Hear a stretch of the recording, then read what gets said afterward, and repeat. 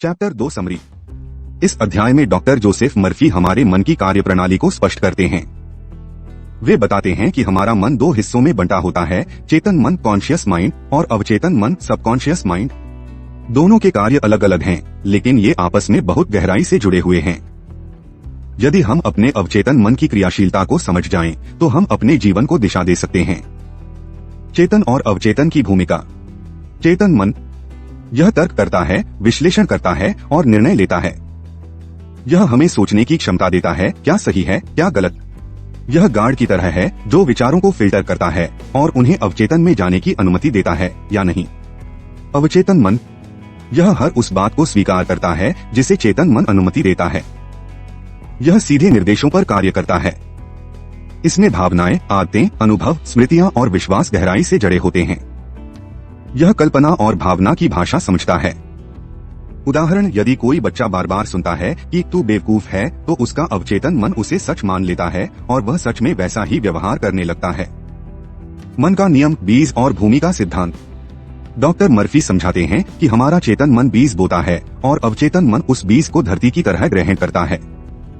जो भी विचार बार बार या गहरे भाव से चेतन मन के माध्यम से डाले जाते हैं, वही अवचेतन में जड़ पकड़ लेते हैं। यदि आप सकारात्मक विचार बोएंगे, मैं सफल हूँ, मैं स्वस्थ हूँ, तो वही आपका जीवन बनाएंगे। यदि आप नकारात्मक बीज बोएंगे, मैं निकम्मा हूँ, मुझे कुछ नहीं आता, तो अवचेतन मन उसे भी सच मानकर वैसा ही जीवन रच देगा। अवचेतन मन की प्रतिक्रिया कैसे आती है? अवचेतन मन तथ्यों पर नहीं, विश्वास पर काम करता है। उदाहरण, कोई व्यक्ति जिसे डर है कि वह बीमार हो जाएगा, अक्सर बीमार ही होता है क्योंकि उसका अवचेतन उसी डर को हकीकत बना देता है। जो आप अपने बारे में मानते हैं, अवचेतन उसी अनुसार परिस्थितियां पैदा करता है।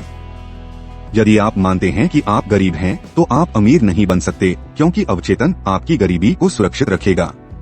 अवचेतन भावनाओं के प्रति संवेदनशील होता है। यही कारण है कि डर, चिंता, गुस्सा जैसी नकारात्मक भावनाएं जीवन में समस्याएं खड़ी कर देती हैं। कल्पना का चमत्कार, पावर ऑफ इमेजिनेशन। इस अध्याय में बताया गया है कि कल्पना हमारे अवचेतन पर बहुत शक्तिशाली प्रभाव डालती है। जब हम किसी चीज की बार बार कल्पना करते हैं, जैसे परीक्षा में सफल होना, अच्छा स्वास्थ्य पाना या कोई लक्ष्य हासिल करना, तो अवचेतन उसे सच मानकर वैसी ही परिस्थितियां उत्पन्न करता है। कल्पना प्लस विश्वास अवचेतन को निर्देश देने की कुंजी। उदाहरण, एक आदमी को डर था कि उसका दिल कमजोर है। उसने बार बार उस डर को दोहराया और आखिरकार उसका दिल सच में कमजोर हो गया। वहीं एक दूसरा व्यक्ति जो खुद को पूरी तरह स्वस्थ मानता था, वह गंभीर बीमारी से भी उबर गया, सिर्फ अपने अवचेतन के भरोसे। आपका शब्द, आपका भाग्य। डॉक्टर मर्फी बताते हैं कि आप जो भी शब्द बार बार बोलते हैं, वो अंततः आपके अवचेतन में बस जाते हैं और भविष्य की नींव बनाते हैं। उदाहरण के लिए, मेरी याददाश्त कमजोर है, बार बार बोलने पर सच में याददाश्त कमजोर हो सकती है। मेरे पास पैसे नहीं रहते, यह सोच और स्थिति स्थायी हो सकती है। इसके विपरीत, यदि आप कहते हैं, मैं हर दिन आगे बढ़ रहा हूं, तो अवचेतन आपकी प्रगति सुनिश्चित करने लगता है। मानसिक चित्र, मेंटल इमेजेस का प्रभाव। हमारे मन में जो चित्र बनते हैं, वो वास्तविकता में बदल सकते हैं। यदि आप खुद को सफल होते हुए देख रहे हैं, बार बार उस चित्र को कल्पना में ला रहे हैं, तो अवचेतन उसी दिशा में कार्य करेगा। डॉक्टर मर्फी कहते हैं, आपका अवचेतन आपके द्वारा दिए गए मानसिक चित्र को हकीकत बना देगा, चाहे वो अच्छा हो या बुरा। निष्कर्ष, कंक्लूजन। अध्याय 2 हमें सिखाता है कि हमारा अवचेतन मन एक शक्तिशाली यंत्र है जो हमारी सोच के अनुसार काम करता है।